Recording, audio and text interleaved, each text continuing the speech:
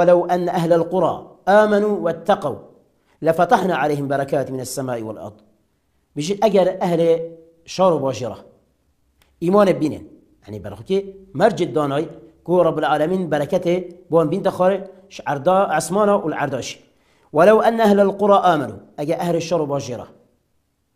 إيمان بينن إيمان كدرس شوي إيمان أول خدا وبيغمر خدا شوان بيتن وإيمان أول القرآن وحديثات بحث كنن بوشكله أول خدا وبيغمر خدا دويتن واتقوا مش رب العالمين ترسن خوش جناح بدنا باش الشار مش جناح ركض خراب الشار من جناحه الشار من بأمر خدا وبيغمر خدا صلى الله عليه وسلم سر پیچه خدا پیغمبر خدا نکرد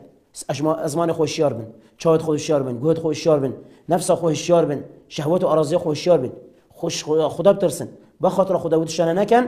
لفتحنا عليهم بركات من السماء والارض. دي درجه بركات اخو رب العالمين دي بوان كسا اوید کو ادو ماجت دا ایمان دار بید وش خدا بترسید وش ترسد خدا خوش گناه حبدت باش درجه بركات اسمان دي بوان كتن يعني دي باران ببارينتن باران رحمت باران بيد باران مفاتيح هبيت والأرض ودي بركاتش عردي انت داري شوان كشوكيا وان ثمرات برهمو وان فيقيا وان همي او تشد كل عرض همين رب العالمين دي بان انت داري حميد بو كتب بركات.